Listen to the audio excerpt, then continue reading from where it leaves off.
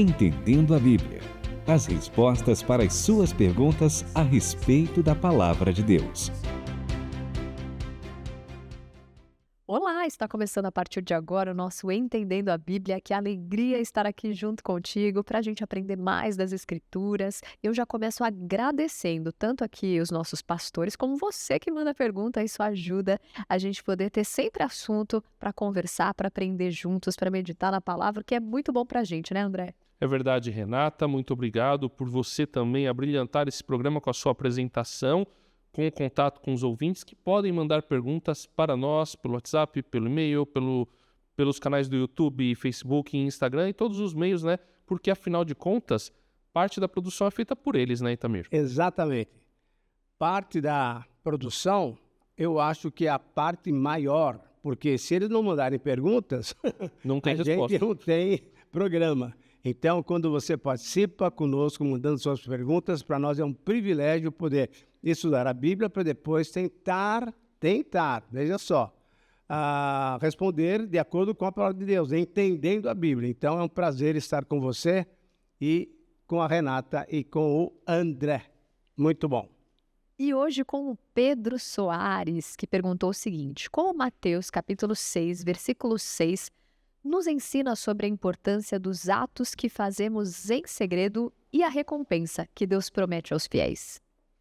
Olha, é uma boa pergunta, porque ele vai tratar de um assunto muito delicado que muita gente fica perguntando sobre a recompensa, sobre o galardão e assim por diante. Só que eu gostaria de ler, antes do versículo 6, que ele menciona, 6:6, eu queria começar com as palavras do Senhor Jesus, lá no Sermão do Monte, no capítulo 6:1, porque ele dá uma palavra geral sobre essa maneira como nós estamos nos expressando para com aquelas pessoas necessitadas. Diz assim: guardai-vos de exercer a vossa justiça diante dos homens, com o fim de seres vistos por eles. Doutra sorte não tereis galardão junto de vosso Pai Celeste. Então significa o seguinte: Jesus vai falar ali sobre esmolas, sobre jejum e sobre oração. Só que antes disso, ele fala uma palavra muito geral que é: cuidado com o que você faz. Você faz para quem vê, você faz para quem está vendo e pode te abençoar, pode te recompensar, ou você está fazendo as coisas para que as pessoas olhem para você e falem: nossa, que rapaz, que irmão, que moça joia, um crente espiritual. Não, ele fala: ó, cuidado com quem você faz, com que intenção você faz. De outra sorte, não tereis galardão junto ao vosso Pai Celeste. Em tempos de redes sociais, em que a aparência é que faz, é que, como diria o meu filho, né, a turma dele, né, é que farma cliques, né, que produz cliques, que produz as coisas, né, a gente vê muito essa questão de fazer simplesmente para aparecer. Sim. Então, eu estava na praia, há um tempo atrás, e de repente eu vi uma mulher com uma outra moça com celular. Essa mulher estava junto com uma outra moça e uma menininha. Aí ela pegava a menininha e ficava dando beijo na menina, mas posado para a moça clicar ali. E eu já vi isso na praia. É muito comum você ver essas coisas, principalmente em alta temporada, as pessoas... Aí, de repente, beleza, deu beijo na menina, desceu a menina e a mulher ficou tirando outras fotos lá. A menina só fez parte do booking da mulher. Não sei, depois eu não fiquei vendo se realmente era uma pessoa que tinha relacionamento, se a menina tinha alguma coisa. Mas assim, você viu que claramente não era uma demonstração de amor pela criança, seja a sobrinha, seja quem for. Foi algo para aparecer para as redes sociais. E da mesma forma, muita gente, e isso não é novo, né? Não, que a de gente jeito fala, nenhum. né? Você vê muitos artistas que faziam as coisas, que fazem as coisas, né, para se aparecer, para dizer, né, que são filantropos, né? E no fim das contas você vê que na verdade eles usam aquilo para obter abate do imposto de renda. Sim. E tem muita gente que faz sem que ninguém saiba. E é muito comum até na igreja você ver pessoas que fazem e falam, eu não quero que divulguem o meu nome. Isso. Eu não quero que fale que fui eu que fiz. Inclusive na área de contribuição financeira, que normalmente nós entendemos que mensalmente você deve contribuir, tem pessoas que contribuem mensalmente, mas não dão um nome. Fazem isso do coração. E quem está sabendo disso é o nosso Deus. E Ele, então, é que vai nos dar a recompensa. Então, essa pergunta aqui é muito interessante. Queria pedir para a Renata ler, porque eu estou curioso, porque o texto de 6,6 é aquele conhecido, né? Quando você orava para o seu quarto, que está em secreto, e o Pai que te vê em secreto te recompensará. Eu queria saber como que o nosso querido Eugene Peterson interpretou esse texto na Bíblia, a mensagem. É assim que eu quero que vocês façam. Encontrem um local tranquilo e isolado, de modo que não sejam tentados a interpretar diante de Deus. Apenas fiquem lá, tão simples e honestamente quanto conseguirem. Desse modo, o centro da atenção será Deus, não vocês. E vocês começarão a perceber a sua graça. Lindo, né? Mas aí ele não fala, ele não cita a questão da recompensa, então. Não cita, mas acredito que a graça seria a recompensa dessa presença, né? E depois o galardão Não, lá no futuro. Quer que continue no versículo 7? Sinceridade, né? Ah, sim. Fique ali honestamente Exatamente. o quanto conseguirem. Desse modo, o centro da atenção será Deus, não vocês. E vocês começarão a perceber a sua graça. Então, é interessante essa interpretação, né? Que você começa a perceber a graça, que é a coisa mais importante para você. Sim. Porque o verdadeiro amor é aquele que tem como intenção primeira o outro em detrimento de mim mesmo. Sim. Eu vou citar um filme aqui, o Itamir, porque a Renata tem o Pipoca de Graça, gosta muito de animação. Esses dias eu estava assistindo com a minha filha o Frozen. Ai. E aí a menina tá com um problema lá, ela tá ficando congelada, e aí é dito para ela, ó, um ato de amor verdadeiro é o que vai curar você. E todo mundo pensa, qual que é o ato de amor verdadeiro? O beijo do príncipe encantado. E é muito interessante como o filme trabalha essa questão, porque o príncipe encantado, entre aspas, é na verdade o vilão. E ele escolhe não beijar a moça para que ela morresse, para que ele tomasse o trono. E aí, qual que é o ato de amor verdadeiro que a moça tem que fazer? Chega um momento em que ela tem que ser a irmã dela, que é a rainha, e ela vai ser morta por esse príncipe. E aí essa moça que está sofrendo, que precisa demonstrar o ato de amor verdadeiro, se coloca na frente, fica congelada e consegue parar o príncipe de matar a rainha, que é a irmã dela. Então, o ato de amor verdadeiro foi um ato sacrificial. Sim. Ela foi amar em detrimento de si mesma, arriscando a própria vida. E eu acho que, de certa forma, é isso que Jesus está falando. Olha, você não pode fazer para ter qualquer ganho. O amor verdadeiro não espera a recompensa. Isso é repetido depois por Paulo em 1 Coríntios 13. O amor verdadeiro não espera nada. O amor faz porque quer o bem do outro. E muitas vezes, Itamir, até vou te perguntar, faz muitas vezes porque quer o bem do outro, mas muitas vezes, quando a gente convive com algumas pessoas há muito tempo, você acaba se envolvendo e vê que o outro, se você começar a medir, mensurar, poxa, mas será que o outro... Muitas vezes a gente não tem que fazer só por amor a Deus, sem pensar, porque tantas vezes o outro não necessariamente vai te impulsionar sempre para fazer o bem, né? Como que tem que ser essa... Eu acho que aquele versículo que todos nós conhecemos, 1 Coríntios 10:31, é fundamental. Qualquer coisa que você faça, coma, beba ou qualquer outra coisa, você faz para a glória de Deus.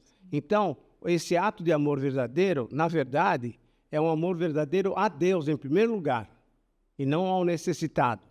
Eu faço qualquer coisa para Deus, para louvar a Deus. E a partir daí, então, Ele vai me usar para atender uma necessidade, para orar pelo outro, a pessoa e assim por diante. Então, nesse texto que ele fala sobre oração, quando eu fecho a minha porta, ou então, como ele disse muito bem, né? Quando você está num lugar sozinho, suave, né? Sozinho ali, fala com Deus. Então, a nossa oração é feita para o Senhor, em nome de Jesus, para o Senhor. E a partir daí, deixa Ele vai recompensar. Agora, uma Isso, outra o que coisa... que é essa? É isso que eu queria perguntar. O que que é essa recompensa Então, que vem de Deus? uma coisa que a gente tem que fazer é tem que ter muita sabedoria, muito discernimento. Com que motivação você vai fazer as coisas? Porque você pode fazer também para receber de Deus. Exatamente. Então você está trocando com Deus. Falando, Exato. Vou eu plantar dou- 1000 para ganhar 1 milhão. Exatamente. Senhor, dá uma olhada aí que esse mês eu contribuí, então eu quero ver o Senhor. Não é nada disso, é fazer espontaneamente. O amor ágape é exatamente esse. Ele nos deu Jesus Cristo sem esperar alguma coisa de nós. Ele simplesmente deu. Paulo diz lá em Romanos 5, lembra? Deus prova o seu próprio amor dando-nos Jesus Cristo.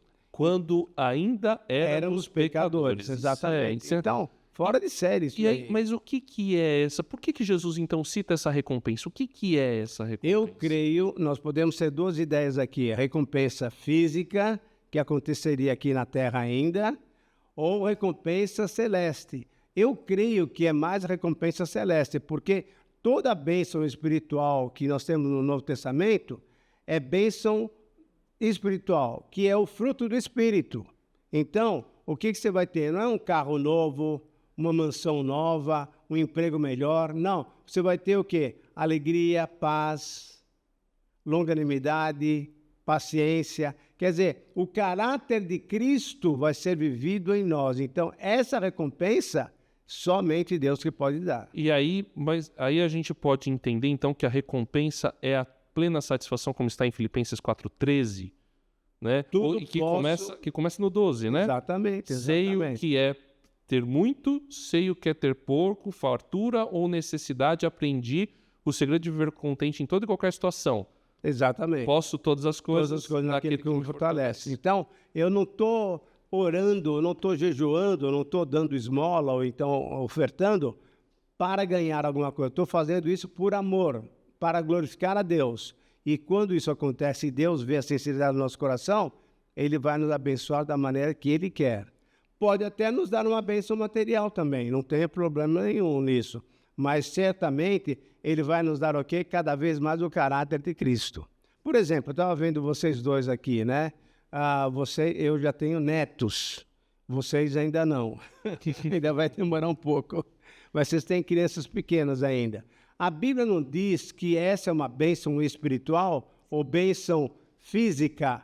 O casamento bem feito, Deus abençoa com o quê? É a herança do Senhor, é dádiva do Senhor. Os filhos são dádivas do Senhor. Então, não é que é só bênção espiritual, mais alegria, mais paz. Não. Deus também pode nos dar bênçãos físicas, terrenas. E aí, nós temos que confiar, fazer tudo livremente, sem intenção de negociar a Deus, e Ele vai dar o que Ele quiser. Ele vai nos sustentar e nos satisfazer. Aleluia. Que coisa boa. Dinheiro nenhum compraria tudo isso, não é mesmo? Exatamente, exatamente. Vamos agora com a pergunta do Christian Chaves. Ele quer saber qual é o significado teológico da ressurreição dos santos mencionada em Mateus capítulo 27, versículos 52 e 53. E como esse evento se relaciona com a vitória de Cristo sobre a morte e a promessa da ressurreição final. Muito bem. Temos Parece- que olhar, Pode falar. primeiramente, para o texto bíblico, né, André? Vamos lá. A princípio, né, um texto que não é tão conhecido assim. E tem um detalhezinho ali no texto que vale a pena a gente perceber. Eu vou começar, inclusive, com um problema, professor. Ai. Vou começar com Outra um problema. pergunta? Que o problema é o seguinte. 1 aos Coríntios 15, versículo 20, Tá, o apóstolo Paulo está falando no capítulo 15 a respeito da ressurreição e confirmando sim. que nós devemos ter fé na ressurreição, primeiro na ressurreição de Cristo e depois que nós mesmos ressuscitaremos. Aí chega no versículo 20, ele vai dizer, mas de fato Cristo ressuscitou, e isso é fundamental para a nossa fé. A gente não pode achar que Cristo ressuscitou só no coração dos discípulos, Não. temos que crer que ele ressuscitou fisicamente. Fisicamente. E isso é uma questão de fé, inclusive. Ele né? comeu um peixinho assado com um pãozinho sírio. Era sírio ou judaico? Era um pão, digamos assim, Era um pão semita. Pronto. Era um pão pão semita, bom muito legal. demais, porque além do pão, a companhia de Jesus. Foi sensacional. O peixe na brasa com o Senhor do lado. Já Muito pensou? bom. Isso é muito bom. Mas no versículo 20 Sim. do capítulo 15 de 1 Coríntios, Paulo vai dizer que de fato Cristo ressuscitou dentre os mortos, sendo ele as primícias dentre aqueles que dormiram. Isso. Dormiram aqui é um eufemismo para morreram. Sim, sim, Então, sim. O apóstolo Paulo está dizendo que Cristo é o primeiro a ter ressuscitado com o corpo glorificado, certo? Uhum. Antes dele não tinha ninguém ressuscitado com o corpo glorificado. Ele tem que ser o primeiro porque ele inaugura essa ressurreição para a Exatamente. glorificação. Isso. Certo? Agora, Teologicamente é isso. Teologicamente é isso aí. E aí qual que é o problema? Se o- Mas antes disso, antes de ver o problema, vai eu lá. queria mencionar João 11. Certo. Todo mundo conhece. João 11 é a ressurreição de Lázaro. E, como o André mencionou bem agora, Lázaro ressuscitou, mas não com o corpo glorificado, porque depois ele vai morrer outra vez. Mas aí tem uma palavra do Senhor Jesus que nos inspira a crer. 11, 25 e 26 de João. Disse-lhe Jesus: Eu sou a ressurreição e a vida. Quem crê em mim, ainda que morra, viverá. E todo que vive e crê em mim, não morrerá. Não morrerá o que? Eternamente. Crês nisto? Sim, Senhor, disse Maria, assim por diante. Então, ele mesmo se diz como ele é a ressurreição. Então, o ato dele ressurgir e fazer com que acontecesse essas ressurreições é muito interessante. Mas eu queria, antes de você falar o Que problema... mostra que Jesus é vida e Deus é vida. Exatamente. A morte é inimiga e ela não resiste diante do poder de Deus e do poder da ressurreição do Senhor Jesus, né? Acho que essa é uma grande lição que a gente aprende. Estou correto? Não, com certeza, com certeza. E aí Mas vamos eu queria ler texto. aquele versículo lá. Vamos lá. Eu queria que a Renata abrisse também, Mateus 27, 52 e 53, e eu vou ler nessa versão que eu uso normalmente, que é Revista atualizada. Revista e atualizada. Olha só o 27, 52 e 53. 51, vou começar. Eis que o véu do santuário se rasgou em duas partes. E é interessante, como Mateus coloca, de alto a baixo. Quer dizer, não foi um trabalho humano, foi um trabalho divino. Ele que abriu o véu, podendo nós entrarmos no santuário, então. Ok. E aí, abriram-se os sepulcros e muitos corpos dos santos que dormiam, isso é, que estavam mortos, né? Ressuscitaram. E saindo dos sepulcros, depois da ressurreição de Jesus, entraram na cidade santa e apareceram a muitos. Isso. Eu acho que esse detalhe, depois da ressurreição de Jesus, é importante porque mostra, mais uma vez, que ele foi o primeiro, a primazia é do Senhor Jesus. Pronto. Então, se a gente entender que essa ressurreição aconteceu após a ressurreição de Jesus, Isso. resolve o problema da primícia da ressurreição de Jesus para o corpo glorificado. Exatamente. E aí a gente vê três maneiras de ver esse texto. Uhum. Uma maneira, ressurreição física como a de Lázaro. Certo. Porque se essa ressurreição, seguindo aqui a sequência do texto, né, ocorreu no momento em que o véu do santuário se rasgou, ou seja, no momento da morte de Jesus, então eles não poderiam ter ressuscitado para a glorificação. Jesus tinha que ter ressuscitado primeiro. Então, alguns teólogos entendem, não, aconteceu no momento da morte, mas uma ressurreição com o corpo antigo. Exatamente. Com uma ressurreição do Lázaro ou do filho da viúva, esse tipo de ressurreição. Outros entendem, como o pastor Itamir colocou, que como esses corpos só saíram depois da ressurreição de Jesus, então essa ressurreição só aconteceu depois da ressurreição de Jesus, portanto, podemos entender que é uma ressurreição para o corpo glorificado. Sim.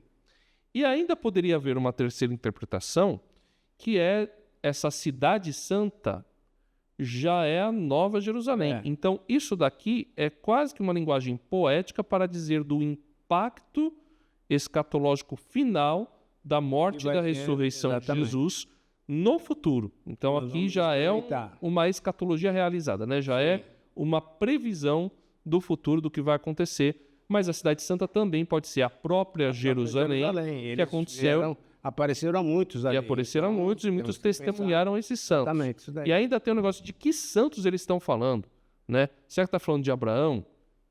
Será que está falando de Davi, de Salomão, de gente que estava enterrada ali naquela região? Ou eram santos mais perto ali, gente que tinha morrido durante o ministério de Jesus? Então, Isso. tem mais coisa. Para a gente ficar no mais simples, acho que é entender que essa ressurreição mostra o poder de Jesus impacta a morte como o único inimigo a ser vencido. Uhum. E diante do poder de Deus e de Jesus, a morte não resiste. Ele Então, venceu a morte. ele venceu a morte. Então, Jesus e Deus é o Deus da vida. O próprio Senhor Jesus fala isso quando está falando com os fariseus, né? Deus não é Deus de mortos, mas Deus de vivos. E se ele é o Deus de Abraão, Isaac e Jacó, isso mostra a ressurreição uma realidade. Uhum. Então, acho que a grande lição que esse texto passa é essa. A morte, a obra de Jesus em sua morte e ressurreição é uma obra de vitória sobre a morte e de demonstração de que o Deus é o Deus da vida. E a morte não resiste diante dele. Exatamente. Agora, Itamir, mas eu tô curiosa para saber, eu sei que temos todas essas possibilidades e todas elas são teológicas, mas eu quero saber do ponto de vista do Itamir, quem você acredita que ressuscitou e como foi, com que corpo e como foi esse impacto? Muito bem. Então, como nós pensamos e falamos sobre a questão de Lázaro, ou então o filho da viúva de Naim, eles ressuscitaram sim, mas não eram corpos glorificados ainda não. Eram corpos que depois vieram morrer e vão ser glorificados na volta do Senhor Jesus Cristo. Lembra que Paulo, escrevendo aos Tessalonicenses, ele ainda está esperando que os vivos... Sejam transformados. Então, e ele está falando, nós os vivos, ele está esperando que ia acontecer logo ali. Na época Não é bem assim, é muito tempo depois. Tanto é que nós estamos aqui em 2025 e ainda não aconteceu a volta do Senhor Jesus. Vai acontecer, e quando isso acontecer, os mortos já que morreram em Cristo vão ressuscitar primeiro, e nós que estivermos vivos, eu não sei se eu vou estar vivo na época, Eu quero estar. então aí a gente vai estar ressuscitando também com ele. Então, a ideia toda é a seguinte: o fato do Senhor Jesus ter ressuscitado com o corpo glorificado, porque ele entra, lembra? Logo no domingo de manhã, ele entra naquela sala sem abrir porta, sem bater, sem tocar campainha, nem nada. Entrou glorificado. E aí essa bênção da ressurreição nós vamos experimentar também. Então, eu creio que ressuscitaram, sim. Muitos viram o Senhor Jesus ressuscitar. Tanto é que Paulo fala lá em 1 Coríntios 15, que você citou, muitos viram o Senhor Jesus, apareceu para mais de 500 irmãos. E a partir daí, nós temos essa certeza. Então, a grande bênção teológica daqui é que, uma vez que o Senhor Jesus ressuscitou, nós também ressuscitaremos. E esses que ressuscitaram, o senhor entende que já ressuscitaram com o corpo glorificado? Não, eu creio que não. É que é uma ressurreição como a de Lázaro. Exatamente. Que nem o filho da viúva de Naim. E depois em Atos, né, que tem Tabita também, que ela Exatamente. planta a vida. Acredito que se ela tivesse voltado com o corpo... Essa é Dorcas, né? Em Atos é Dorcas e Tabita é antes. E aí, imagine, ia ter um impacto muito grande se ela viesse com outro corpo. Eu acredito que iam ter registros sobre isso, né? Não só, que bom que ela está de volta, porque ela pode continuar fazendo o que ela fazia, que é costurar roupas, tudo, e abençoar a gente, né, com a vida dela, né? Não, e aí a experiência também de Paulo, né? Aquele menino dormiu. Eutico. Exatamente. Dormiu lá ouvindo Paulo e plum. Caiu. Daqui a pouco, Paulo ressuscita ele. Fisicamente. Um dia nós três aqui, todos vocês que estão nos vendo e nos ouvindo, vocês também, se aceitarem o Senhor Jesus Cristo, vão estar na presença dele glorificados. Então nós estaremos na presença do Pai. O véu foi rasgado, André. E aí... Só um finalzinho aqui, se eu posso, só uma outra conclusão, que é o seguinte. Eu estudei esse texto no seminário justamente porque ele me despertou a atenção. Então, a palavra apareceram, para muitos teólogos, né, que eles apareceram, significa que eles não continuaram convivendo. Eles apareceram e depois saíram. Ou seja, para muitos teólogos, essa é uma ressurreição com um corpo glorificado, porque é uma ressurreição que impacta, que é uma ressurreição mostrando o impacto da obra de Jesus. E aí, como eles saem depois da ressurreição de Jesus, eles só são vistos depois da ressurreição de Jesus, então Jesus realmente tinha que ser a primícia, mas o poder de Deus impactou. Então, essa é uma visão de alguns teólogos. Agora, em razão de Jesus ter que ser as primícias, há outra linha de teólogos que acredita que essa ressurreição é uma ressurreição como de Lázaro. Independente disso, o que teologicamente esse texto demonstra é a vitória de Jesus sobre a morte. Tranquilo. Vitória compartilhada que a gente também vai poder, Vitória né? compartilhada, boa. Viver tudo isso. Então, continue perseverando na fé. Aqui estamos com o João Silveira. Ele quer saber o seguinte: se a vida, conforme a Bíblia revela, está concentrada na Terra, qual seria o propósito de Deus ao criar um universo tão vasto e aparentemente vazio? O que a imensidão do cosmos nos ensina sobre o caráter de Deus e o nosso lugar na criação? Eu quero citar um jogo de videogame. Já citei filme da Disney. Então, nós somos de quem? Da Bíblia ou filme, jogo de videogame? Tá vendo como a cultura se inspira? Né? Reflete a graça comum de Deus sobre a criação. Olha só que joia, interessante. Vou recomendar um livro, hein? Vou recomendar um livro, que nem é da EITM Brasil. Mas o Valdir, eu espero que não fique bravo comigo. Mas ele é da editora, foi publicado no Brasil pela editora Monergismo. O nome dele é Sabedoria e Prodígios, a graça comum na ciência e na arte. Sim. E esse conceito de graça comum, esse livro é do Abraham Kuyper, teólogo e político holandês do começo do século XX. Nossa. Foi um bom político, para dizer, né? E a gente pode falar bem porque ele já morreu, então não arriscamos ele vivo fazer alguma bobagem. Mas, enfim, eu vi que essa argumentação que fala sobre graça comum tem a ver. Tem um jogo, que ele é recente, ele é de 2023, chamado Starfield, que é um jogo de exploração espacial. E acho que muitos ouvintes já sabem, eu tenho como um dos meus hobbies o videogame. Né? Infelizmente não consigo jogar muito, mas demorei inclusive para chegar no fim da história principal desse jogo, mas ele tem uma coisa muito interessante, é que você pode ir para o planeta que você quiser nesse jogo. Os humanos, eles chegaram a um nível de exploração, conseguiram colonizar outros planetas, e aí você pode ir para o planeta que você quiser. E o que é interessante é que se você vai para um planeta que você quer, sem pesquisar muito, você normalmente acaba num planeta rochoso e vazio. Porque é assim, e o ser humano não encontrou vida inteligente. Ele encontrou outras formas de vida, mas não encontrou vida inteligente. Sim. E a maioria dos planetas são hostis ao ser humano. E aí, lendo sobre o jogo, uma das intenções dos desenvolvedores foi justamente criar um jogo que mostrasse a imensidão do universo e o quanto o ser humano é pequeno diante da imensidão do universo. Sim. Interessante que isso dialoga com o Salmo 19:1, né, professor Itamir? Muito bem. O que fala do Salmo 19:1? Você sabe, Renata? Sim, eu lembrei do Salmo 8. Posso falar esse? Você fala? Vai. Que o que é a gente tão pequeno diante da glória de Deus para que Ele olhe uma vez para nós, se importe, se incline para nós, sendo a gente tão pequeno. Quando Ele chama, né, Abraão para a questão da salvação, depois a gente vê lá em Romanos também que a gente é como se fosse grãos de areia, e ainda assim Ele nos conhece pelo nome. No Salmo 19, a gente fala e a gente ouve, e Davi escreveu, os céus declaram a glória de Deus. Então, esse universo todo vazio demonstra o quê? Que Deus é glorioso. Como você falou no último programa, Deus é vida. Deus é vida. Então, pode não ter vida humana, vida inteligente, mas o tempo está por aí. Os homens estão indo agora vai ter a NASA, né, dos Estados Unidos está indo para Marte e assim por diante. Mas Jesus veio para morrer por nós, seres humanos. Ele não morreu por anjos, nem por espíritos, nem pelo planeta Marte, nem nada. Ele morreu pelo ser humano.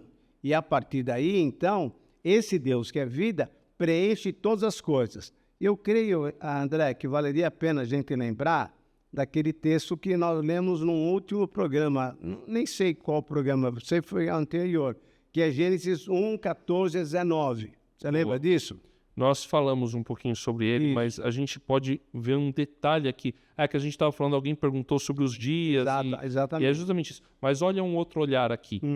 Disse Deus, haja luminares no firmamento do céu para separar o dia e a noite. Ou seja, 2 lâmpadas. Sim. Né?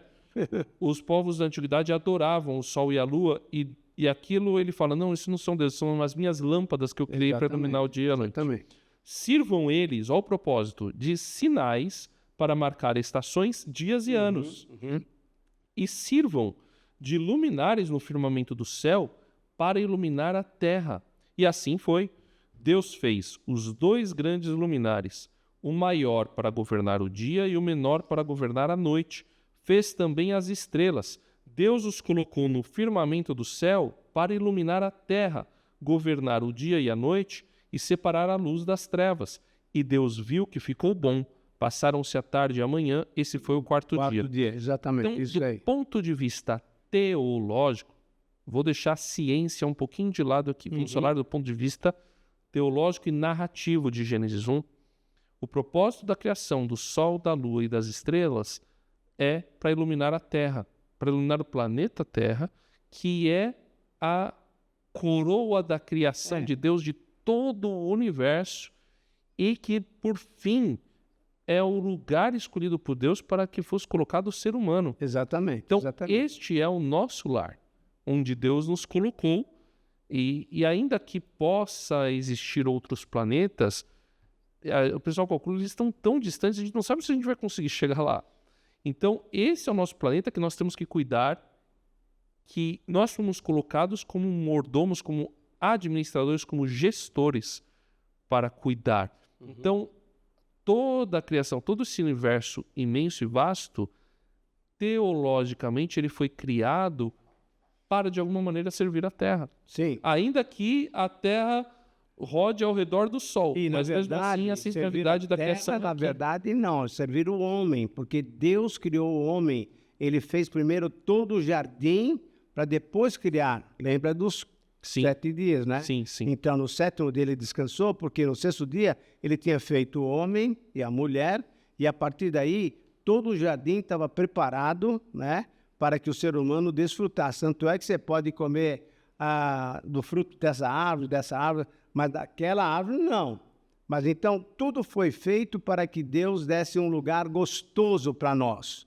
Criou para que a gente tivesse uma alegria. A partir daí, então, por que Deus criou esse universo todo? Para demonstrar, primeiramente, a sua glória e para que nós tivéssemos também a possibilidade de, aqui no planeta Terra, receber a salvação que o Senhor Jesus Cristo deu, dando a sua vida por nós. E, Tamir, muitas pessoas que não são cristãs, ateus e cientistas nos criticam justamente por isso, que é como se a gente tivesse a ideia de que há um Criador e que ainda é um Pai que se relaciona conosco, sendo que a gente é como um pó, né, dentro desse universo. Mas é interessante que os salmistas já percebem, e eles não tinham conhecimento de tudo que a gente tem hoje sobre imensidão, Isso mesmo. e aqueles que têm contato com Deus já percebem que são como pó e ainda assim Deus se importa, né? E aí, então, como que isso, ainda mais agora que a gente tem tanto acesso à ciência, quanto mais a gente descobre, mais a gente sabe que a gente descobriu muitíssimo pouco sobre o universo, né? Como que isso, então, se relaciona com o caráter de Deus e o nosso lugar na criação? Vamos ver. Eu acho que você está abrindo para um texto que eu também estou abrindo. Apocalipse 21. Não, eu abri em outro, mas vai em Apocalipse. Tá, Apocalipse 21, ele fala desse caráter de Deus. Eu vi um novo céu e uma nova terra, pois o primeiro céu e a primeira terra já passaram, e o mar já passou. Vi também a cidade santa, a nova Jerusalém, assim por diante. Então, quando Deus recria o mundo, quando Deus faz uma nova criação, ele faz uma nova criação completa. Então, novamente, o caráter dele é o caráter de encher tudo. E há um texto muito interessante em Efésios. Efésios 1, Isso. versículos 20 a 23. Então, que diz que o Senhor Jesus é aquele que preenche todas as coisas. Todas as coisas. Exato. Ele, para resumir bem aqui, o poder de Deus foi exercido em Cristo, ressuscitando os mortos, fazendo assentar-se à sua direita nas regiões celestiais, muito acima de todo governo e autoridade, Exatamente. poder e domínio e de todo nome que se possa mencionar, não apenas nesta era, mas também na que há de vir. Deus colocou todas as coisas debaixo de seus pés e designou cabeça de todas as coisas para a igreja, que é o seu corpo, a plenitude daquele que enche todas as coisas em toda e qualquer circunstância. E em Colossenses 1, de 18 a 20, a gente também vê É um outro hino teológico, né? que Jesus, ele é o cabeça sobre toda a criação, cabeça sobre o corpo, o princípio primogênito entre os mortos, para quem tudo tem a supremacia. Pois foi do agrado de Deus que nele habitasse toda a plenitude, e por meio dele reconciliasse consigo todas as coisas, todas as que estão na terra quanto as que estão nos céus, estabelecendo a paz pelo seu sangue derramado na cruz. Sem dúvida. A obra de Cristo tem um impacto cósmico e universal. Ela impacta tudo o que existe, É visível e interessante. invisível, neste planeta ou em outro. Certo. E é interessante falar nesse planeta, porque lá em Romanos capítulo 8, versículo 26, Paulo fala que nós temos um intercessor, que é o Espírito Santo.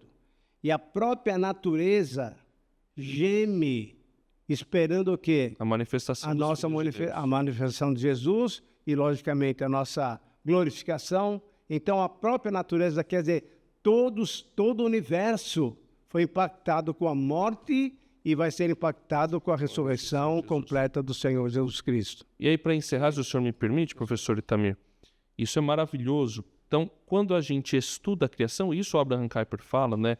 A ciência, ela é pré-existente à queda. Porque Deus colocou o homem no jardim do Éden para que ele cuidasse dele e ele deu nomes, ou seja, ele classificou, ele fez ciência. Certo. Então a ciência ela é pré-existente, portanto a ciência é um relacionamento do homem com a criação para de alguma forma nesse estudo adorar a Deus. Então Deus colocou tudo o que existe para que nós aprendêssemos a respeito da nossa pequenez e do nosso papel e de certa forma fôssemos edificados e assim pudéssemos adorar a Deus. Maravilhoso isso, né? Impressionante, porque aí a gente percebe que tudo gira em torno do quê? Glória de Deus. Glória de Deus.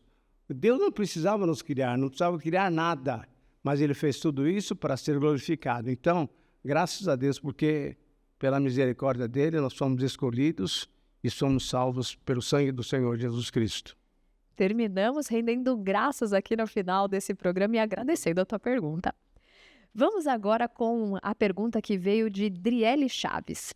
Se Deus é o dono de toda a riqueza e nada lhe falta, por que ele escolhe usar pessoas em meio a provas financeiras para abençoar outras, em vez de suprir diretamente as necessidades? O que essa experiência nos ensina sobre fé, dependência e o caráter de Deus? Olha, uma boa pergunta, mas eu queria, antes de responder essa pergunta, olhar para um texto lá do Antigo Testamento, em Ageu. Uau! A gente nem sempre cita Ageu, né? Um livrinho pequenininho. Pequenininho que muitas vezes o pessoal não conhece. Minha é a prata, meu é o ouro, diz o Senhor dos Exércitos. Então, toda a riqueza está nas mãos do Senhor. Então, o que ele faz? Ele faz com que pessoas sejam usadas com o propósito dele para que outras pessoas sejam abençoadas. Então, a pergunta é, por que ele não faz isso diretamente? Por que ele não supre diretamente a alguém necessitado? Eu creio que a própria Driele está respondendo. O que essa experiência nos ensina sobre fé, dependência e o caráter de Deus? Eu acho que essas três expressões é exatamente a maneira pela qual nós podemos responder essa pergunta.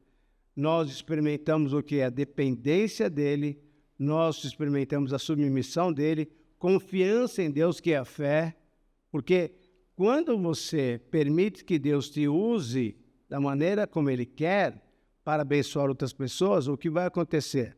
A pessoa que vai receber alguma coisa será abençoada, mas você também, que está sendo usado por Deus, você vai ser abençoado também. Uma coisa gostosa, André, com relação, por exemplo, a essa questão de dons, o dom de contribuição.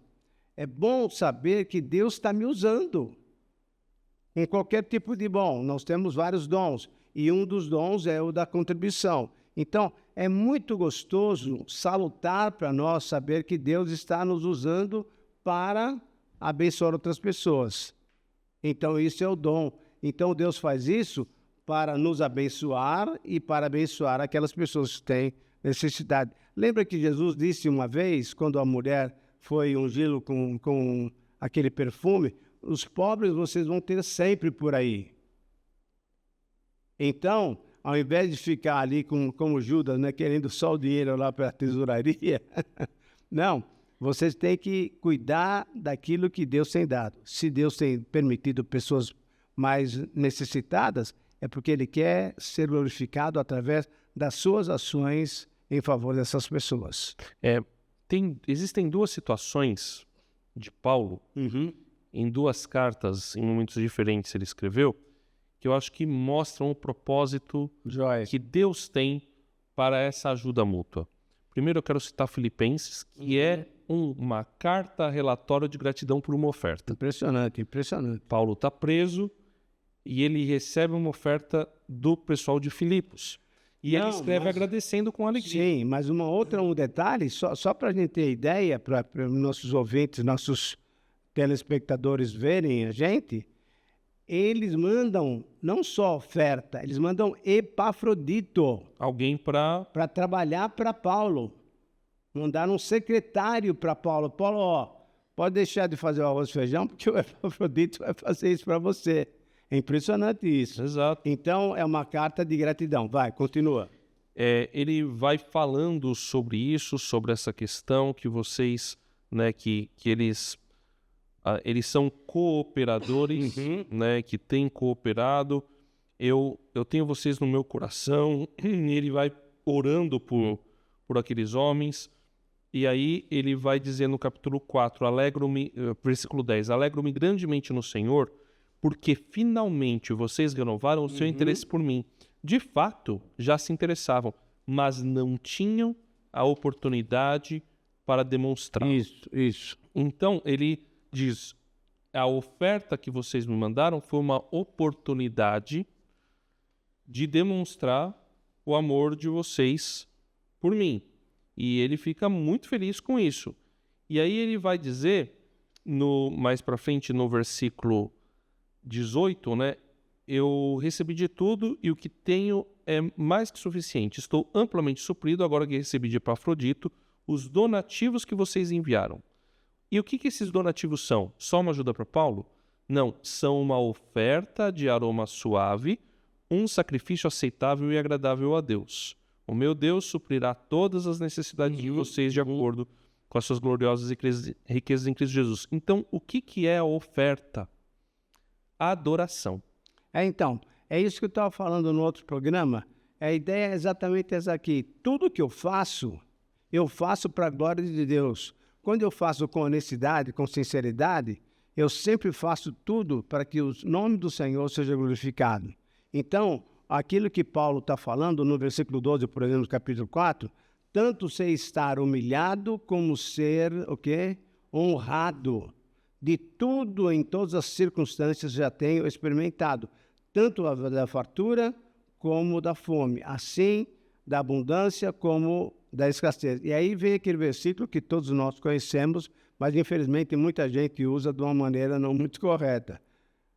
Tudo posso naquele que me fortalece. Ou seja, eu posso passar por qualquer situação porque o meu fortalecimento, o dunamis, né, o poder que eu tenho para passar por isso não vem das circunstâncias, Exatamente. não vem das riquezas, não vem da minha força, vem de Deus. Por isso eu posso passar por qualquer situação. Tanto ser estar humilhado, quando eu também posso estar sendo honrado.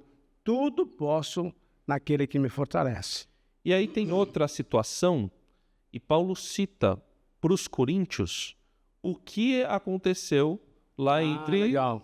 os filipenses, que aqui eles chamam o pessoal da Macedônia, que é aquela região. Sim. Pode ter sido, tem a questão da datação, quando foi escrita a carta, mas ele cita a doação que o pessoal da Macedônia, lá de Filipos, fez. Ele fala: agora, irmãos, queremos que vocês tomem conhecimento da graça que Deus concedeu às igrejas da Macedônia. No meio da mais severa tribulação, a grande alegria e a extrema pobreza deles transbordaram em rica generosidade, pois dou testemunho de que eles deram tudo quanto podiam e até além do que podiam.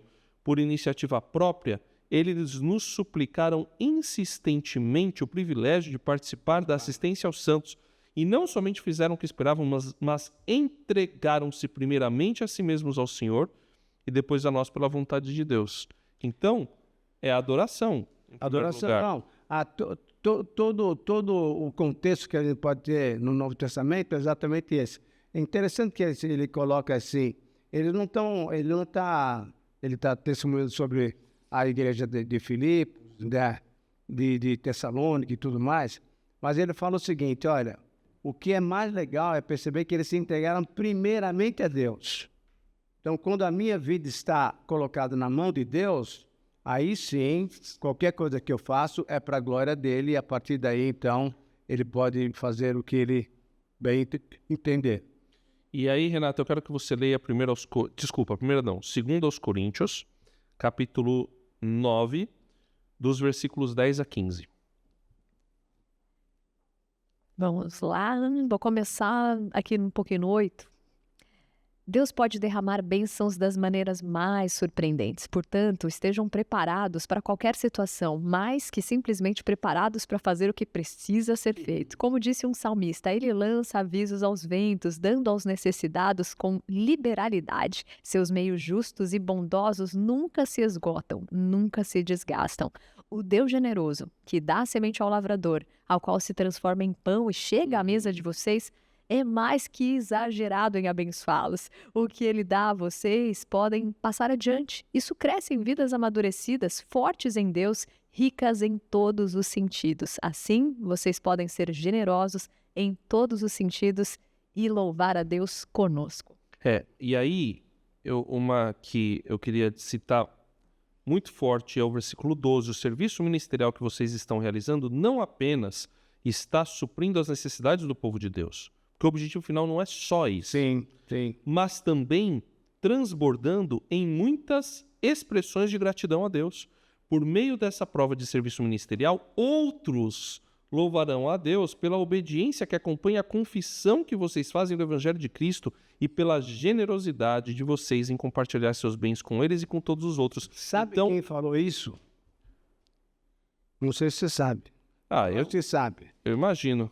Que foi Jesus. O Senhor Jesus Cristo que falou. Então, em Mateus capítulo 5, no versículo 16, é um texto muito lindo. Então, quando você estava falando, eu me lembrei desse texto. 5,16, olha só que coisa legal.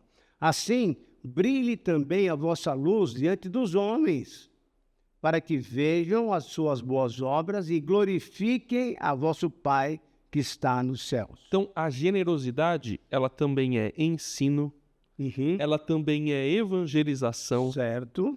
Ela é edificação, e o propósito, então, da generosidade acaba sendo, além da glorificação a Deus, mas a unidade entre a igreja. A generosidade gera unidade. Então, por que é que Deus não abençoa diretamente? Porque senão nós perdemos a oportunidade daquele relacionamento, daquela comunhão. Porque a confissão sem ação é vazia. É Tiago 1, né? O Tiago 2, a fé sem obras é morta. Então, por isso que Paulo fala, a ação que acompanha a confissão.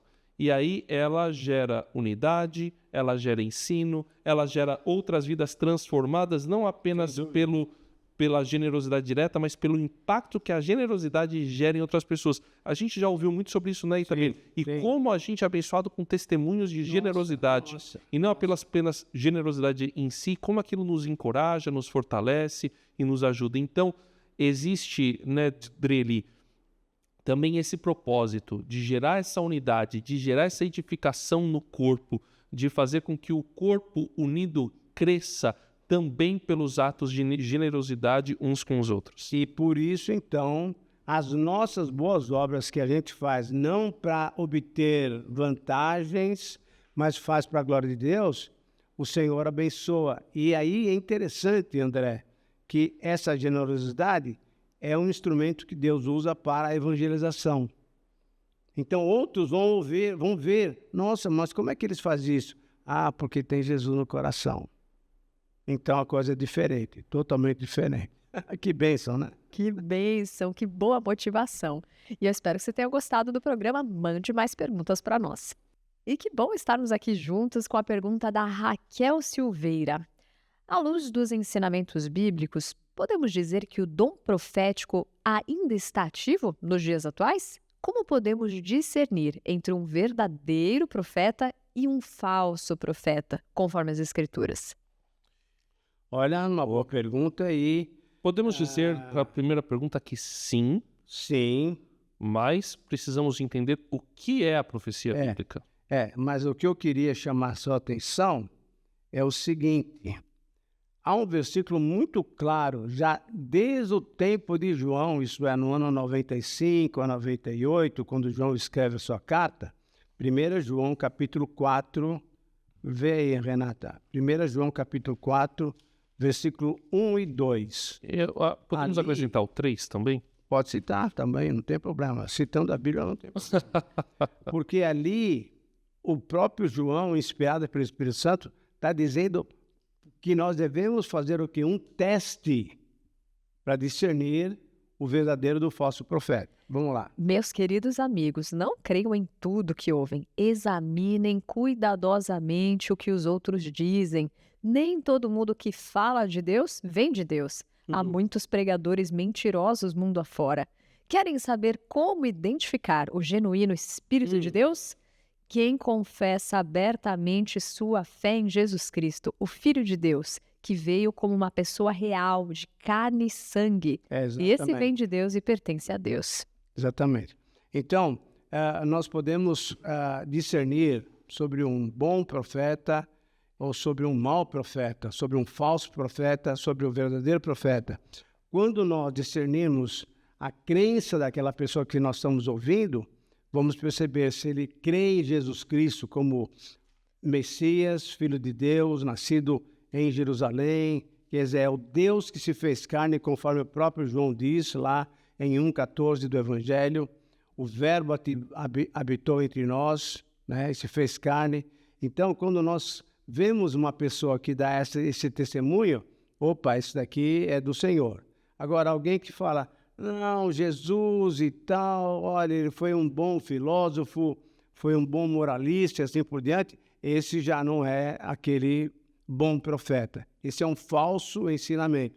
Pode falar uma porção de coisa legal sobre Jesus, mas tem que falar, André, não tem colher de chá, tem que falar que ele é Deus, Deus encarnado, que nasceu e veio em carne humana. E esse texto está dialogando com um texto do Antigo Testamento, uma orientação que Moisés deu para o povo de Israel, que está lá em Deuteronômio 13, Joia. dos versículos 1 a 5.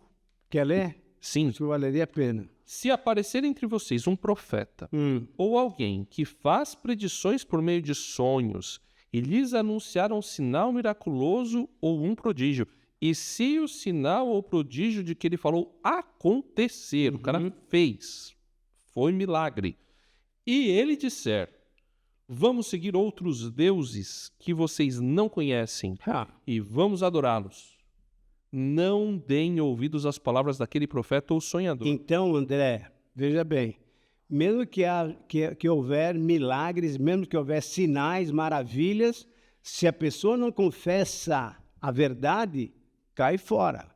Então, a gente falou, né, recentemente, a ação tem que vir acompanhada de confissão, mas a confissão também tem que vir acompanhada de ação. E não adianta ter só ação e a confissão estar errada, ou ter só confissão sem ação. As coisas estão ligadas. E aqui, nesse caso, é mais grave ainda porque ele está chamando as pessoas para adorarem outros deuses. Pode dizer, ele está sendo um herege. Sim. Ah, mas ele fez um monte de milagre, ele voou por aí, ele ressuscitou gente. Ele fez... Não, mas tá, o que ele fala sobre Jesus? Exatamente. Não, ele fala que Jesus é um ET. Então, Não é errado. legal. Você tem que cair fora disso. Exatamente. E aí, Você leu todos os versículos? ele vai dizer que no versículo 3 ainda, que o Senhor Deus está pondo vocês à prova para ver se o amam de todo o coração e de toda a alma. Sigam somente o Senhor, o seu Deus, e temam a Ele somente. Cumpram os seus mandamentos e obedeçam-lhe. Sirvam-no e apeguem-se a Ele. Aquele profeta ou sonhador terá que ser morto, pois pregou rebelião contra o Senhor, o seu Deus, que os tirou do Egito e os redimiu da terra da escravidão. Ele tentou afastá-los do caminho que o Senhor, o seu Deus, lhe ordenou que seguissem. Eliminem o mal do meio de vocês. Muito bem. É muito forte. Muito forte, e é bem interessante que nós estamos em 2025, então nós estamos experimentando isso no nosso dia a dia, aqui no Brasil, tá? Falsos profetas e profetas verdadeiros. Agora, o que é interessante perceber, então, André e Renata, é o seguinte, que isso aconteceu muito tempo antes do Senhor Jesus ainda. Nós estamos falando sobre Deuteronômio, 1400, 1500 antes de Cristo. Já havia essa duplicidade, porque sempre há alguém contra o reino de Deus. Tentando enganar até mesmo os Exatamente. escolhidos. E, Tamir, eu posso também pensar que, assim, o que é uma grande tentação para nós, porque o primeiro mandamento é a gente amar Deus de todo o coração, de toda a alma, com todo o nosso entendimento. E aí chega alguém que é visível. E a fé sempre trabalha com a gente tem que acreditar nas palavras, no que nos contaram, naqueles que viveram, que Deus fez, só que a gente nunca viu a Deus. E aí chegam profetas e vêm falar, e como é tentador para o ser humano isso, né? É tentador. E a gente tem que estar, então, muito bem alicerçado na palavra para a gente não cair, para a gente não ser enganado. E aí, eu queria ler também Deuteronômio, André, capítulo 18. Quando Deus fala para Moisés que ele não vai entrar na terra prometida porque ele foi duro, né? Ele não permitiu que Deus fosse glorificado através de um milagre, Deus prepara Moisés falando o seguinte, ó, você vai subir no Monte Nebo, você vai ver a terra prometida, mas você não vai entrar. Tá. E aí Moisés fica meio grilado, fala, mas e daí? O que vai acontecer com esse povo? Capítulo 18, se você puder abrir a sua Bíblia aí, senhor André. Ele vai dizer, versículo 15. O Senhor, o seu Deus, levantará do meio de seus próprios irmãos um profeta como eu. Ouçam-no. Olha só. Profeta como ele, que ele era um homem de Deus. Quem está falando é Moisés. Então, Deus vai levantar alguém para falar em meu nome. E aí, lá no Novo Testamento, aparecem duas passagens em que o próprio Deus fala, ouçam, ele é o meu filho amado. Acontece isso lá no batismo e acontece na transfiguração. Então, todo bom profeta tem que ter aquela base que é o quê? O Senhor Jesus Cristo. Por isso, então, João fala para a gente testar os profetas. E então a gente pode dizer que o dom profético está ativo nos dias atuais. Sem dúvida nenhuma, eu creio sim. Eu creio sim. Temos, inclusive, 1 Coríntios 14, 31, que ele vai dizer, né, pois vocês todos podem profetizar, cada um por sua vez, de forma que todos sejam instruídos e encorajados. Exatamente. E aí fala qual que é o propósito da profecia, instrução e encorajamento. Exatamente. Ânimo. Então é muito interessante que a gente muitas vezes pensa em profecia sempre como alguma coisa que vai predizer o futuro. Deus pode fazer isso hoje? Pode usar alguém para dizer alguma coisa, mas sempre, e aqui é que eu quero chamar a sua atenção, meus queridos amigos, para 1 Pedro capítulo 4, versículo 10. Interessante. Eu queria que a Renata lesse na Bíblia a Mensagem e o André lesse na NVI. Olha lá, todo mundo sabe que Paulo é o cara dos dons, né? Ele fala muito sobre os dons em Romanos, em 1 Coríntios, em Efésios, mas Pedro dá uma palavrinha muito legal para nós com relação aos dons. Leia, por gentileza, 4, 10 e 11. Primeiro Pedro, depois a Renata também.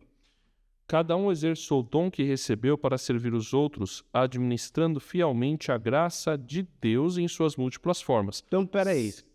Dom é graça de Deus. Pronto. Bom. Se alguém se alguém fala, faça-o como quem transmite a palavra de Deus. Então o profeta tem que estar transmitindo o quê? A palavra de Deus. Lê, por gentileza, Renata.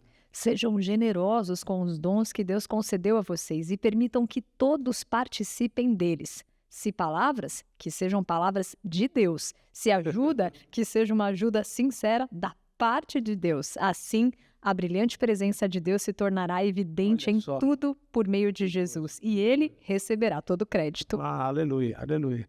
Então, muito interessante. O dom de profecia hoje está valendo? Sim. Porque nós temos também, André, teologicamente, você sabe disso daí, Renato também sabe, mas nós temos um grupo de irmãos que são crentes, que são cessacionistas. Cuidado com essa palavra, não é nada de sensacionista não, né? É cessacionista. Acham que os dons foram feitos só para a época até o Novo Testamento ser completo. Lá em 1 Coríntios 13, 10... fala, quando vier o que é perfeito, não vai precisar mais de profecia, etc, etc, etc. Mas quem é perfeito? Não é o Novo Testamento, é o Senhor Jesus Cristo. Quando ele voltar, aí não vamos precisar mais, não, porque nós vamos estar com ele já. Aquilo que é fé, não precisa mais, porque nós já vamos estar usufruindo daquilo. Então, o amor sim continua, porque 1 Coríntios 13 fala sobre o amor. Então, o amor preserva, é preservado. Então, temos, infelizmente, alguns irmãos que entendem que o Novo Testamento era o ponto final da presença de Deus, da manifestação de Deus. Não, os dons continuam vivos até hoje, sem dúvida nenhuma. Então, agora um outro detalhe, só para perturbar um pouquinho, cuidado com o dom de apóstolo, porque todo mundo está falando que eu sou apóstolo, apóstolo, apóstolo, apóstolo. Não, o dom de apostolado continua, que é o missionário, que é o enviado. Mas, sem dúvida nenhuma, os 12 foram aqueles que o Senhor Jesus escolheu. E depois Matias ficou substituindo Judas. Que bom a gente ter o privilégio de, nesse amor, então, sempre fortificar a nossa fé juntos, né? E você pode fazer isso sempre mandando perguntas para nós pelo WhatsApp 11 974 181 456. Você que nos acompanha pelo YouTube, deixar o seu recado também, pode mandar aí no chat sempre a tua pergunta, que a nossa equipe, nossa produção sempre tem pegado tudo isso e trazido para nós para que a gente continue fazendo novos programas. Então, muito obrigada e a gente se encontra no próximo. Até lá! Até lá, pessoal. Até uma próxima e queremos continuar com vocês sempre. Um grande abraço, Deus abençoe vocês e que eu espero que vocês tenham entendido um pouquinho melhor a Bíblia.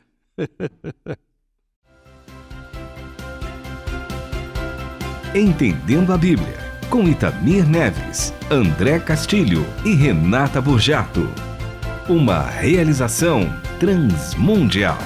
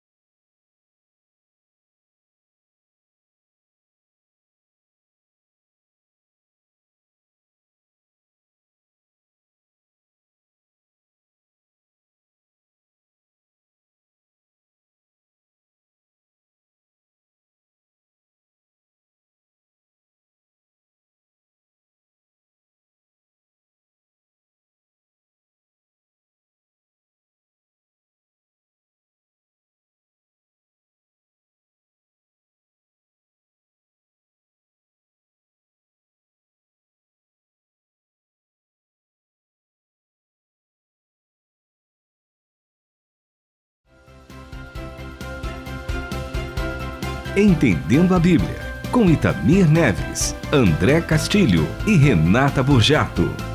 Uma realização Transmundial.